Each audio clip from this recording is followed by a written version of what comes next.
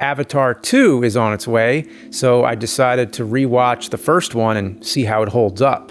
I remember really loving it in the theaters, but I felt kind of outnumbered by the lackluster response. It seemed to me, from what I heard from friends and the internet in general, is that most people didn't seem to like it very much, and that left me kind of confused why it's getting a sequel after all these years. Maybe I'm wrong, maybe more people liked it than I thought, but all I can say for sure is what I think, so let's get down to it.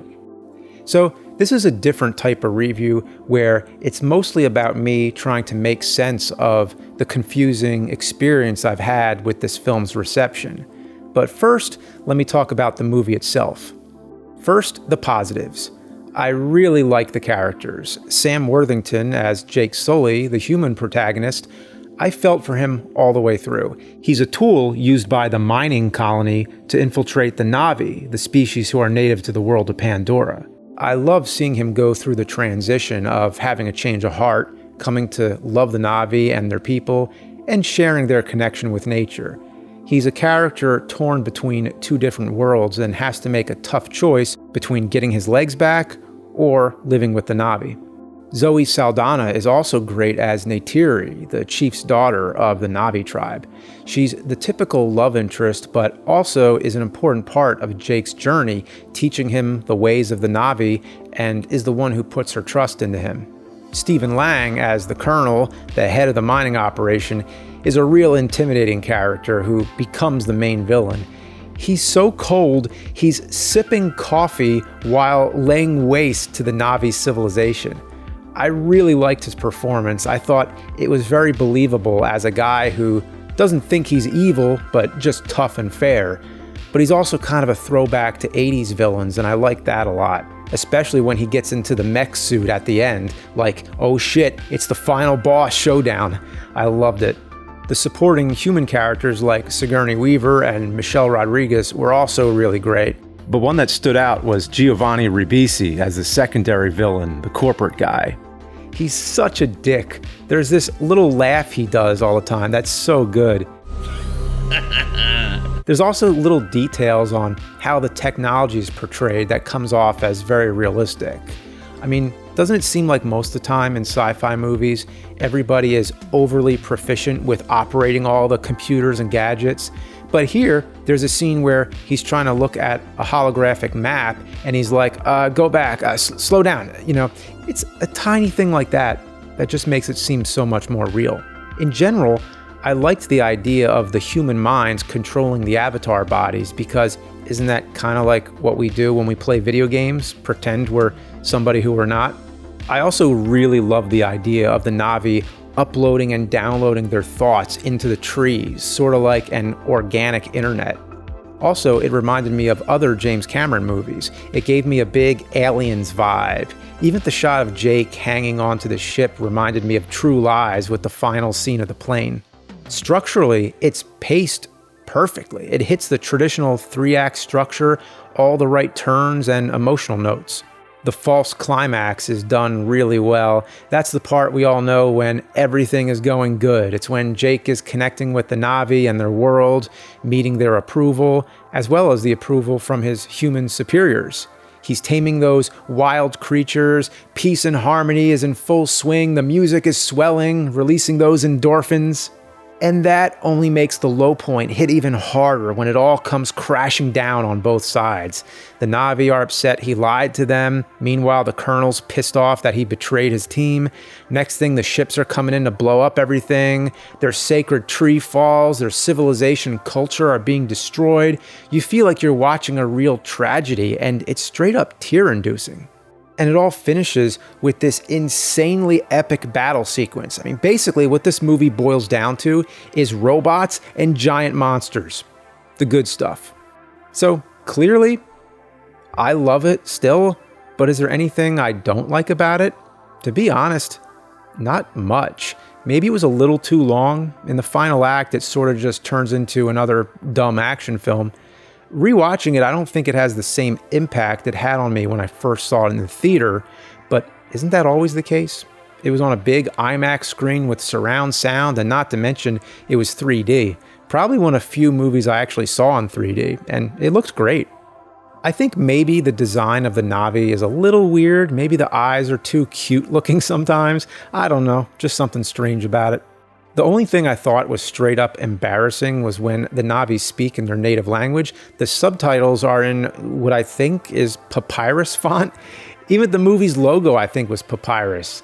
Now, I gotta admit, I used papyrus in 2004 for my film The Jersey Odyssey's Legend of the Blue Hole. That was before I ever saw it in anything. I was scrolling through the fonts in Photoshop, I saw it and went, oh, this is pretty cool. And then I saw it used in a major blockbuster film and just about everywhere else, and I was like, oh, okay, everybody likes this font, but now it needs to stop. It also uses a recent cliche where the film ends on the close-up of an eye opening, though many of these examples happen later, like in The Hobbit. Overall, I don't have anything real bad to say about Avatar. After rewatching it, I can say it holds up, even though the initial excitement has faded considerably. So, what's the big problem? Why have I heard nothing but negative stuff about this film? Well, here's the weird thing about Avatar, the thing that makes no sense to me. Everyone says it's overrated, which would be fair enough if the film was actually rated that highly, but I never hear anyone praising it. All I hear is, Avatar is overrated, it's overrated, Avatar is overrated, overrated. If everyone says it's overrated, how can it be overrated? That makes no sense. That's a paradox. Hearing Avatar's overrated has become like a cliche, as common as Atari combat cartridges. But let's investigate. If it were overrated, that would mean it's highly praised. So where would the praise be coming from? Let's see. How about Rotten Tomatoes? At the time of this review, it says 82%, both critics and audience. Okay, that's higher than I expected, to be honest. I think personally, if I were to rank it amongst all the films ever made in history, I'd give it an 80 or an 8 out of 10. So yeah, I agree with that score. If it were 100, then I'd say, yeah, that might be a little overrated. But let's see, what else? So Roger Ebert gave it 4 stars out of 4, and I see some other major publications like Hollywood Reporter and Rolling Stone that gave it very favorable reviews when it first came out. So maybe that's it. It might have been praised amongst professional critics the first weekend, only to get shit on for 13 more years. Looking at the Academy Awards that year, it was nominated for 9 Oscars, but isn't that always the case? Doesn't every major movie get nominated for a bunch of them, just so it has the chance of winning 1 or 2? Besides, when has the Academy Awards ever been a good indication of what the general public thinks? Avatar did in fact win 3, Best Art Direction, Visual Effects, and Cinematography. I'd say that's pretty deserving. So it's my own assessment that it seems like it was highly praised within the industry when it first came out. It was also heavily promoted and talked about before its release, and that makes sense since of course James Cameron is a really big director, and it was his first big movie since Titanic. And at the time, Titanic was the most expensive, but also the highest grossing film ever at the time. And that helped generate all this hype leading up to Avatar. Too much hype. So maybe that's it. That's what everybody means. Avatar was overhyped. Not overrated, overhyped. And that makes perfect sense to me. And as far as box office earnings go, well, James Cameron broke the record again. Avatar is now the highest grossing film of all time, at the time of this review at least. Does that mean it's the best film of all time? Certainly not. If that were the implication, I would say yes, Avatar is extremely overrated. It's a very good movie, but it's not the best of all time, or even close. Highest grossing just means an enormous amount of people saw this movie and didn't like it. In fact, those calling it overrated are among the ones who bought the tickets. But I agree, there was too much hype, too much attention, but too much praise. I'm not seeing it. The main criticism towards the film itself is that the plot is unoriginal. Well, it sticks to the familiar formula for sure, but like I said, I like the structure, the plot points all hit me with the right emotional response. It gave me that good old, comfortable, familiar, movie-going feeling. The plot wasn't groundbreaking or experimental, but did it need to be? If you're expecting Fight Club, Memento, or Inception, it's nothing like those. But not every movie is supposed to be this psychological mindfuck. So it's my guess that in the 2000s, there was more of an audience desire to be challenged and surprised. And this isn't that type of film at all. It may be possible that when audiences heard of the concept of human brains remotely controlling genetically engineered alien bodies, it sounded like something that was going to be more complex and cerebral than it actually was. So personally, what I think is that this movie was a case of expectations being set too high. But the criticisms go further. From what I hear all the time is that Avatar is full of cliches and is very derivative of other films, comics, and books. I agree. I think that's valid to say. It is derivative, but many consider Avatar to be a complete ripoff of another film. The film it's ripping off tends to vary, but two that I hear often are the historical drama Dances with Wolves and an animated musical called Ferngully: The Last Rainforest. I had never seen either of those films, so I watched them. And yes, there are definitely similarities, but the list goes on, including The Last Samurai, A Man Called Horse, and a plethora of other animated films like Princess Mononoke, Pocahontas, and Atlantis: The Lost Empire. Now, exploring all this is my cup of tea. I like drawing connections to earlier films and investigating how one idea influenced another idea. But is Avatar a carbon copy of any of these films like they say? So I first checked out Dances with Wolves, and I'm glad I did because it's one of the best movies that I've missed. It was also a Best Picture winner. I don't mean to get off topic, but it really had me hooked all the way. It takes place during the Civil War and centers around a soldier named Dunbar, played by Kevin Costner. He gets sent to the western frontier and ends up befriending a Native American tribe where he makes home. The building of communication and friendship between two groups of people is what makes this film so charming to me. The acting, the music, the cinematography, and landscapes are all amazing, but I don't want to get off topic. As far as Avatar stuff goes, I really didn't see much. The most striking connection to me is that the actor who played Neytiri's father, Wes Studi, is also in Dances with Wolves, and he was also in Last of the Mohicans, so I don't know if this was just typecasting or a conscious reference or what. Some say the voiceovers are similar, but if you want to count every movie that uses voiceover, we'll be here forever. The film clocks in at a solid 3 hours, and for about an hour straight, almost nothing happens that reminds me of Avatar in any way, until he meets the native girl who he eventually marries, much like Neytiri. The biggest things I noticed are when he befriends the tribe, and later at about 2 hours 30 minutes in, he's captured by the soldiers and punished for becoming a traitor. That definitely feels a bit like the Avatar scene where the Colonel awakens Jake to punch him in the face. I thought it was going to end with a big battle of the natives versus the colony, but it's not quite as huge. Dunbar ends up leaving the tribe because his presence is only attracting attention from the colony, not like in Avatar where he fights alongside them in this huge epic battle.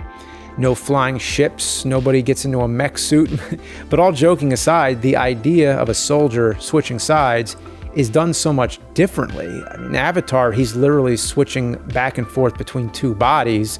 There's scenes that show him with the army in his human body, and then other scenes where he's in his Avatar body with the Na'vi. So when he flips sides, we see it happen gradually. In Dances with Wolves, he meets the tribe, and then he's just with them for the main duration. So the idea of a white man becoming family with Native Americans, to be honest, I mean, the first movie that comes to mind is Little Big Man starring Dustin Hoffman. And if you go back to all the films and books written on the same theme, I bet you there's tons. Hell, I mean, just the 90s alone, it seems all the movies that everyone's drawing comparisons to are all like from the 90s and so many that are animated. It seems very much like, I don't know. In a 2009 interview with LA Times, James Cameron was asked about the Dances with Wolves connection, and he agreed it was very much like that, but also said you see the same theme of a clash of cultures at play in the Fields of the Lord and also the Emerald Forest. He cited a bunch of examples and said that returning to classic tales is a powerful thing. So it sounds like he kinda, sorta, maybe confirmed Dances with Wolves was a reference point, but even so, Dances with Wolves and Avatar look nothing alike. One is a Western set in the Civil War, the other is a futuristic sci-fi film with spaceships, blue people, glowing forests, and body swapping. Some story elements are similar, for sure, but a complete ripoff? I don't think so. Also, it's worth mentioning, Dances with Wolves won Best Picture. Avatar did not, yet Avatar is the one that's overrated. So what about Ferngully? I've seen long, exhausting, detailed articles claiming that Avatar is the same exact movie as Ferngully. Same exact movie. I wouldn't say that, but there are a ton of plot similarities. It takes place in a magical forest where its inhabitants are spiritually connected with nature. The humans are the bad guys who are trying to destroy the forest, which is very much based on what goes on in the rainforests in real life. So if we want to draw lines to every major movie or story that has an environmental message, we'll be here forever. And what about The Lorax by Dr. Seuss?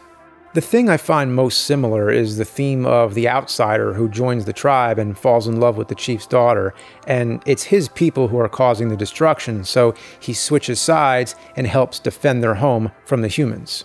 There's the theme of nature versus technology. A bunch of giant machines come rolling into the forest, and the natives fight against them with natural resources and win. Well, gee, was this really a totally original idea that Ferngully invented?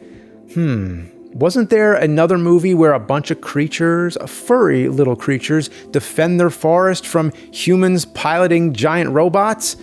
Anyone remember Return of the Jedi? So, which ripped off which is a game we could play all day. So, I'd put it this way. Avatar and Ferngully both draw from familiar sources, but even if James Cameron did in fact specifically draw his inspiration from Ferngully, let's say it's 92. Ferngully just came out. James Cameron's finished up with Terminator 2, he's moving on to True Lies and Titanic, but somewhere down the line he sees Ferngully and goes, oh yeah, that's it. Still, he made something completely different out of it. I mean, one is a family animated musical with fairies flying around. The other is a live-action, CG-filled action spectacle. I mean, just look at both side by side. I can't think of anything that is more polar opposite.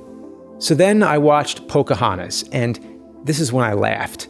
It's yet another film with a similar premise. A white man falls in love with a Native American girl who is also the daughter of the chief. Meanwhile, his people are trying to rob the tribe of their gold. So this is when I realized this whole thing can go on forever. I mean, can we say Avatar ripped off Pocahontas while Pocahontas ripped off Ferngully while Ferngully ripped off Dances with Wolves? The idea of recycling old concepts is very common. Star Wars was heavily influenced by Flash Gordon, Wizard of Oz, The Hidden Fortress, The Searchers, Metropolis, and the list goes on and on. The Indiana Jones films were inspired by all the film serials like Zorro that Lucas and Spielberg grew up watching. Also, Treasure of the Sierra Madre, Secret of the Incas, Gunga Din, China, Stagecoach, and the character of Alan Quatermain from the novel King Solomon's Mines. So, if Avatar sucks because it used some older ideas, well then Star Wars really sucks, and Raiders of the Lost Ark is the biggest piece of shit. Oh, and with Quentin Tarantino, don't even get me started with all the films he's recycled. But Tarantino would be the first one to point it out. He seems like he would be glad to tell you all the films he's paying tribute to. It's not about whether the idea was adapted or if it was a sudden strike of lightning original idea. It's more about how they tell the story. What do they do that's new? For example, Ridley Scott's Alien is basically a retelling of It, The Terror from Beyond Space, where an alien sneaks aboard a spaceship. If you're going to call Avatar a ripoff, then Alien is definitely a ripoff. And aren't you glad Alien got made? Isn't it a pretty worthwhile retelling of It, The Terror from Beyond Space? And I'm not trying to say these are all the same case. It's up for debate whether these films are worthwhile retellings or straight up ripoffs. Is Hunger Games a ripoff of Battle Royale? Is Disturbia a ripoff of Rear Window? Is Reservoir Dogs a ripoff of City on Fire? Is Chicken Run a ripoff of The Great Escape? Is Friday the 13th a ripoff of Halloween? And is Halloween a ripoff of Black Christmas? Then there's some examples that are obvious ripoffs where there's no debate whatsoever. All those mockbuster movies that are made for one purpose only, to cash in on another's success. I'm talking about Transmorphers, Mac and Me, Atlantic Rim, The Bulk, Almighty Thor, Alien vs. Hunter, and Snakes on a Train. Then there's movies that come out so close together it's hard to know for sure, like The Matrix and Dark City. So some cases can be total coincidence. So I don't know, you might as well say Avatar ripped off Avatar: The Last Airbender. It's my belief that with Avatar, yes, James Cameron was in fact referencing a bunch of things he had seen or read before and molded them all into something new, just like Spielberg and Lucas. But Spielberg and Lucas did it long before the internet and before everyone was so analytical. What I think James Cameron did was similar to Gene Roddenberry. When Gene Roddenberry created Star Trek, he was trying to make a Western in space. He took the idea of the American frontier and put it out into the vastness of space, the final frontier. So in summary, my personal assessment and opinion is that yes, Avatar is derivative of other works, mainly in some of its plot details, but the claims of it being a page-for-page copy are exaggerated and a result of overanalyzing it due to its overratedness. The movie became a target, and it's a shame because it undermines all the originality, creativity, and work that went on behind it.